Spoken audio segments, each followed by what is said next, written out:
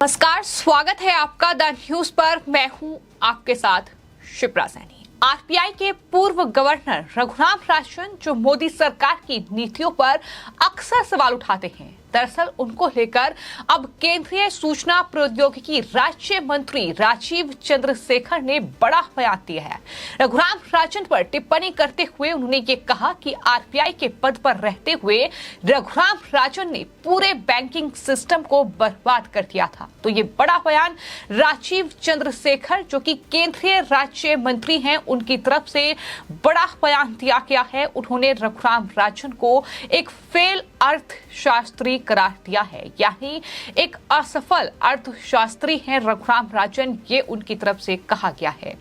राजीव चंद्रशेखर ने यह भी कहा है कि रघुराम राजन को ये डिसाइड कर लेना चाहिए कि वो नाकाम अर्थशास्त्री हैं या फिर नाकाम नेता हैं, क्योंकि जिस तरीके से आरबीआई के पूर्व गवर्नर रघुराम राजन लगातार मोदी सरकार की नीतियों के खिलाफ जहर उगल रहे हैं, जिस तरीके से वो पीएलआई स्कीम से लेकर देश की अर्थव्यवस्था को लेकर सरकार को घेर रहे हैं। दावा तो रघुराम राजन की ओर से यहां तक किया गया था कि देश की अर्थव्यवस्था अब चौपट होने की कगार पर पहुंच गई है, लेकिन जो आंकड़े सामने आए हैं वो रघुराम राजन के मुंह पर करारा तमाचा जड़ने वाले हैं। चूंकि आपको ये बता दें कि 2022 से 23 की जो जीडीपी ग्रोथ देश की सामने आई है वो 7.2% रही है। रघुराम राजन दावा ये कर रहे थे कि ये जीडीपी ग्रोथ जो है भारत की 5% ही रहने वाली है, लेकिन ये 7.2% पर पहुंच गई है। तो जाहिर तौर पर ये रघुराम राजन के लिए बड़ा झटका है, जो लगातार देश की अर्थव्यवस्था को लेकर सरकार को घेर रहे थे।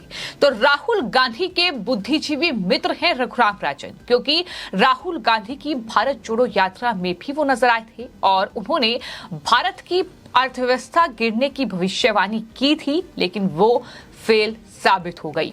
जिसके बाद अब केंद्रीय मंत्री राजीव चंद्रशेखर ने रघुराम राजन पर बड़ा हमला बोला है। उन्होंने कहा कि राजन ने आरबीआई गवर्नर के पद पर रहते हुए पूरे बैंकिंग सिस्टम को बर्बाद करके रख दिया।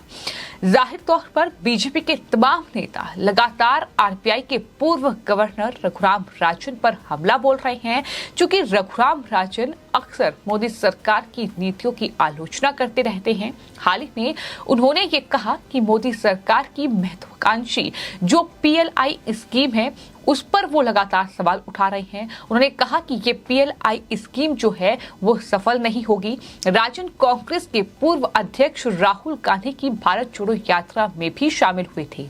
उस दौरान राहुल गांधी के साथ एक इंटरव्यू में रघुराम राजन ने दावा यहां तक किया था कि अगले फाइनेंशियल ईयर 2023 से 24 में भारत 5% जीडीपी ग्रोथ में ही रहेगा, और ये भविष्यवाणी उनके जरिए की गई थी। लेकिन हाल ही में जो आंकड़े सामने आए हैं वो रघुराम राजन के इन दावों की पोल खोल रहे हैं। दरअसल आंकड़ों के मुताबिक 2023 से 2023 में देश की जीडीपी ग्रोथ जो है वो 7.2% रही। इसके बाद से ही रघुराम राजन लगातार सवालों में बने हुए हैं, जिसके बाद अब राजीव चंद्रशेखर ने ये कहा है कि वो तय कर ले कि वो असफल राजनेता हैं या फिर असफल अर्थशास्त्री हैं। हम सब जानते हैं कि जब वो भारतीय रिजर्व बैंक के गवर्नर पद पर थे तो उन्होंने पूरे बैंकिंग सिस्टम और फाइनेंशियल सेक्टर को बर्बाद करके रख दिया था। साथ ही कांग्रेस पार्टी पर भी राजीव चंद्रशेखर ने बड़ा हमला बोला और कहा कि पिछले 9 साल में देश का कायापलट हुआ है। हमने सिर्फ बदलाव ही नहीं किया है, हमने यूपीए के खोए हुए दशक के बुरे दिनों से अब तक लंबी दूरी तय की है। आज हम सबसे ज्यादा एफडीआई प्राप्त कर रहे हैं और पहले से कहीं ज्यादा रोजगार जो है वो सर्जित कर रहे हैं। ये भी बड़ी बात राजीव चंद्रशेखर की ओर से कही गई। तो कुल मिलाकर उन्होंने ये कहा कि वो रघुराम राजन को एक्सपर्ट बिल्कुल नहीं मानते हैं।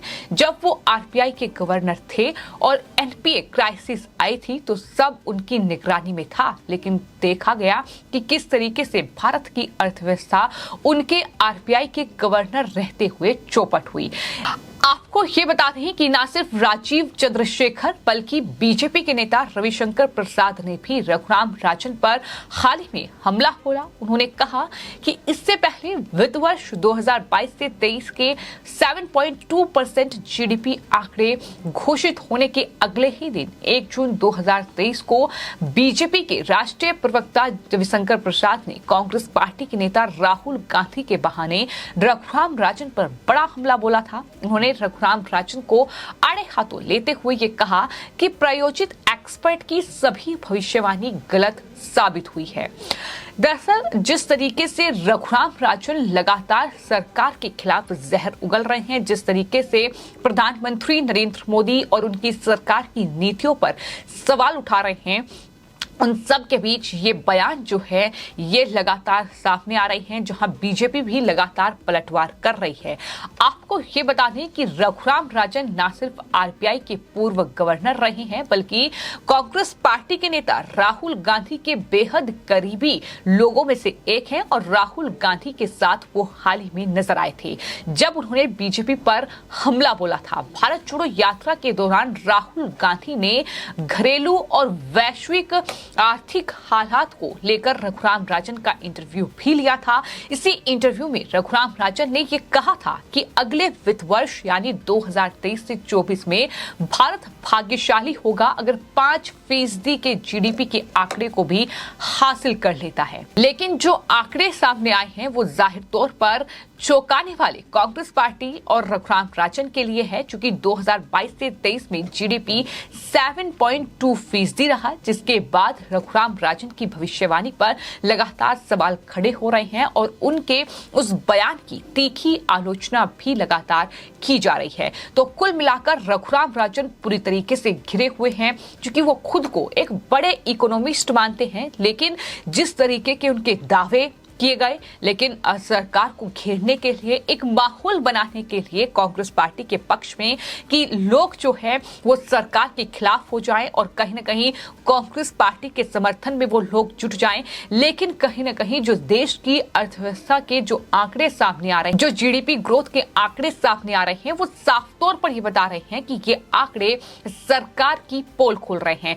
तो राजीव चंद्रशेखर जो कि केंद्रीय सूचना प्रौद्योगिकी राज्य मंत्री हैं, उनकी तरफ से ये बड़ा बयान दिया गया। उन्हें कहा कि पूरे बैंकिंग सिस्टम को रघुराम राजन ने बर्बाद करके रख दिया। लेकिन वहीं कांग्रेस पार्टी पर भी उन्होंने हमला बोला और कहा कि यूपीए सरकार के 10 साल खोए हुए दशक रहे, इस दौरान उनके भ्रष्टाचार की दुकान देखी गई। मोहब्बत की दुकान के कांग्रेस नेता राहुल गांधी के नारे पर तंज कसते हुए चंद्रशेखर ने उन्हें शानदार विदेशी पर्यटक भी करार दिया। तो रघुराम राजन के साथ साथ कांग्रेस पार्टी के नेता राहुल गांधी भी पूरी तरीके से फंस चुके हैं। फिलहाल आपकी इस पूरे मामले पर क्या राय है, कमेंट बॉक्स में जरूर लिखें और चैनल को सब्सक्राइब करें। धन्यवाद।